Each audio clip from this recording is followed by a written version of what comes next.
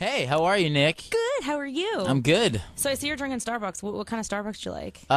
This is just a latte. Really? Yeah. Non-fat? No, all the fat you can ask for. I'm so jealous. Yeah. That's so triple not fair. triple grande latte. Triple grande latte. Are you listening, ladies? That is how Jesse likes his coffee. Yeah.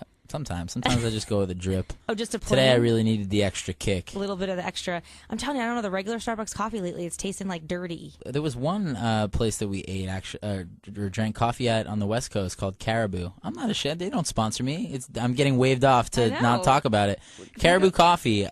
Dory, who's my guitar player, actually on the road. We've been on the road for a while. He made me try this coffee. It tasted like dirt. Like literally, it didn't even taste like real coffee. And then the next day he goes and gets an ice one. He goes, it's way better.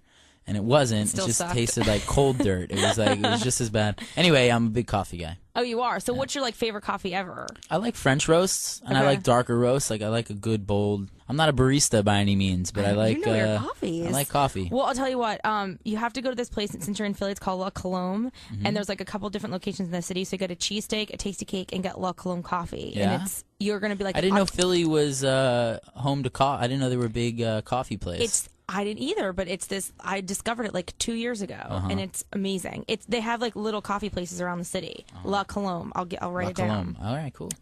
Anyway, so thanks for coming and hanging out with us. We're very excited to talk to you. And I mean, we had to sneak you through the security entrance because all the ladies are freaking out. It's awesome. No, I'm happy to be back in Philly. It's my first time on the East Coast in quite some time. Really? How long has it been? Well, I've been in LA just working on my new album for about a year, and I pop into New York once in a while because I have family back there still. That's where I grew up. Do you ever hike Runyon Canyon in LA? I live quarter of a mile away. Really? I love Runyon. Yep. Runyon Canyon, and then go get a chicken breast at Kookaroo. Kookaroo. That's awesome. Yep. So a little bit about the show. It's called Saturday Night Online Live, right? We're really interactive, so we love to ask about our friends, which are you, internet habits. So as Jesse McCartney, what's the first website you go to when you wake up in the morning? Interesting. First website. I've always been a YouTube guy. Really? YouTube? I just love YouTube. I love I love Tosh.0. Have you seen Daniel Tosh? Yeah, he's First hilarious. of all, he's an amazing stand-up comedian, but I love his the show that he has on YouTube Clips, and I thought he gets really big people to come on and do these really funny bits with him too. It's great. It's great. So, but I love trying to find and discover new YouTube clips that no one's seen yet. Have you seen Bed Intruder or Double Oh, of course. Yeah. Who hasn't seen Bed Intruder? And didn't he just perform at the BET Awards? Yes. That was hilarious. And he had his hair did, and he was all how'd you? I mean, he was all getting into Everybody was singing along with him too. I know. That's so great. What about now? Do you ever take funny videos of yourself or your friends or family and upload them without them knowing? Yeah, I'm trying to get more into the whole. I'm way into Twitter right now and all those social networks. I love interacting with the fans, and anytime I can get a cool picture, on the road or get some cool video footage, I upload it and send it out so everyone can see what's going on. Well, I was going to ask you, you've been around for a while, and when you first kind of hit the scene, Twitter didn't exist, Twitter didn't exist, Facebook didn't exist. How do you like it better that you're more connected? Yes and no. I mean, it's clear that you do have to be a little bit more careful about what you do and say, because everything is so viral. Every time, even today, I perform and every camera phone is up, and no matter what you do, it's going up on the internet. But at the same time, it's awesome because you can. Whose cell phone is going off in the middle of my interview? So unprofessional. It's also great because you can tweet. Twitter, for example, is a great way to, let your fans know directly from you what's going on in your career and in your life, and you can keep them posted, and it's a great way to interact one-on-one with the fans. I always say it's the new fan mail. Do you know what I mean? People don't need to write you fan mail anymore. They just tweet you, which is crazy. You know what I mean? Now, who are some of the people you like to follow on Twitter? Is there any celebrities that you think are hilarious? I follow a lot of writers and producers and people like Kevin Rudolph and Sean Garrett and Tyga. I follow a lot of my close friends and people, musicians and writers and stuff. John Mayer I follow too, just because he's always hilarious. We know he quit Twitter. He came back though. He did? When? Yeah, a couple months ago, I think. Oh, I thought he quit again. Maybe he did quit again. You have to follow Sarah Silverman. She's hilarious. Yeah, she is funny. Yeah. The new thing on Twitter is recipes. All these crazy moms are starting to make recipes in 140 characters or less. It's really? Not that, are you a cook? Yes, we You love. are?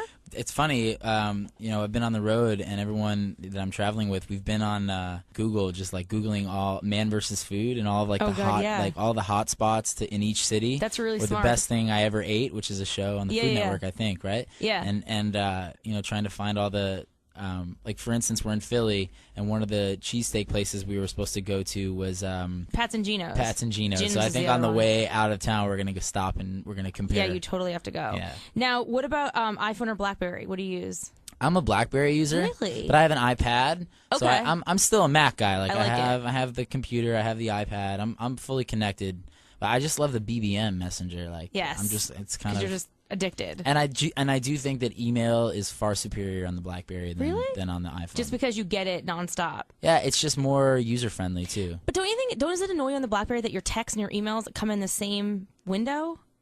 Does it annoy you that you haven't figured out to separate the two? I don't have a BlackBerry, but I just know from friends. So I'm not an idiot. I have a I'm Droid. kidding, Nick. No, but you can change it. You can put You put one as a text and one as an email. Two different apps or icons. I didn't know that. Yeah. See, that's because I'm a Droid girl. I didn't know. Now you know. Okay, iPad. Let's talk about that. What is your favorite app? I just got it recently, so I don't have a ton of apps, but I love Netflix. Is always convenient because I'm always traveling, yes. and so it's always fun to. Let's see. There's a good golf application that tells me. You're a golfer? Yeah. Really? It tells me all the great courses nearby. Are you good? I'm pretty good. Interesting. Yeah, I'm getting a lot better actually. I must say I only started a year and a half ago. Okay. But I was all over the place, and then just like about 6 months ago, I broke 100, which is nice. It's like a good. It's a big. A lot of people never break 100. And then about 2 months ago, I hear it's all in the hips. Is that true? I don't know. Is it all in the hips, Nikki? That's what I heard. And then about 2 months ago, I shot an 84, which is like my best score ever. And you can go on the tour with that score. Not quite.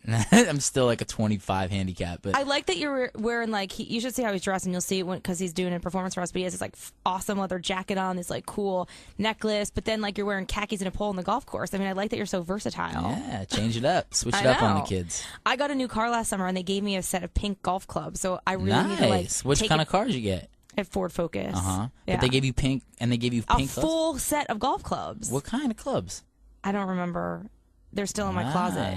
But I feel like I should take lessons because I never really got into it. You absolutely should. It's such an amazing game. And you know what the thing about golf is?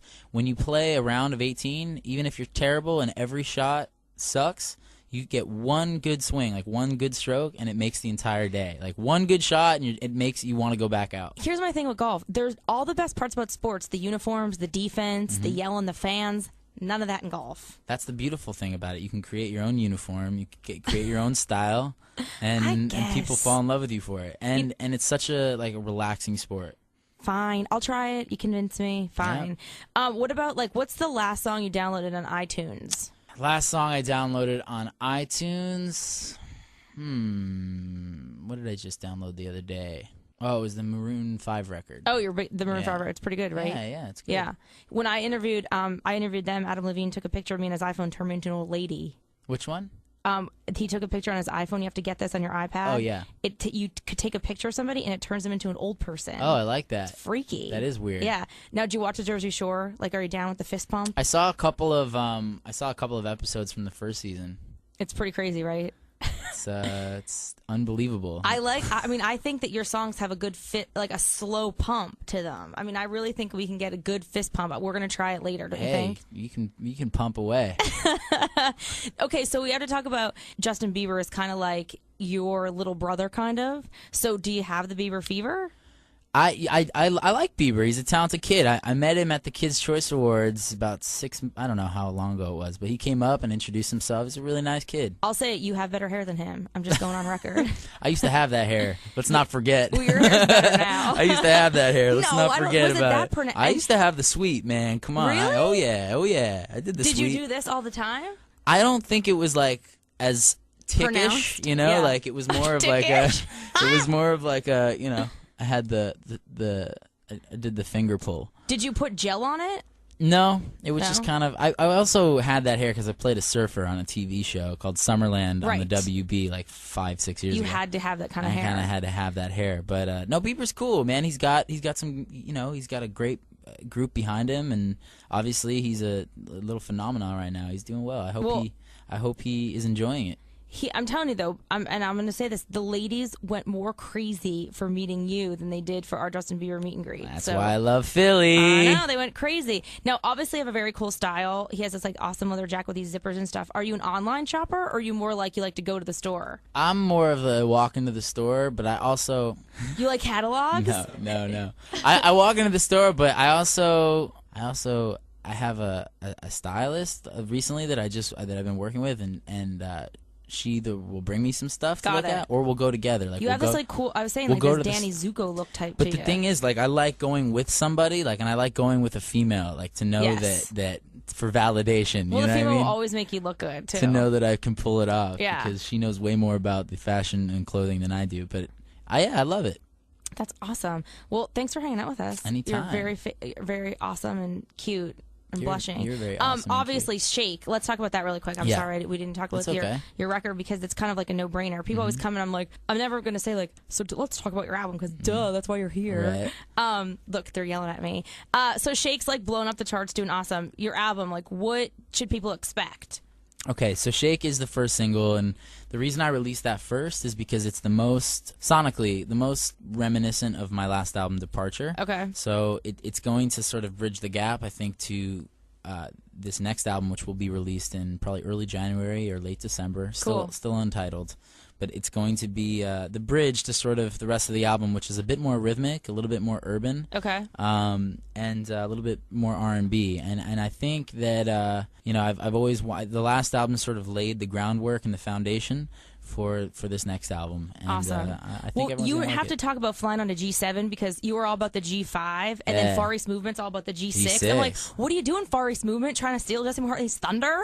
It's okay. I like that song, the G6. So promise you'll do like a G. Just skip and be like a G10. Yeah, I'm gonna take a rocket next time. Yes, deal. Yep. You heard it here first. He's taking a rocket. His next album. Yep. Thank you so much. Thanks, Nick. I appreciate it. Absolutely. He's gonna do an exclusive backstage performance for us. Jesse McCartney. Swoon. Ciao.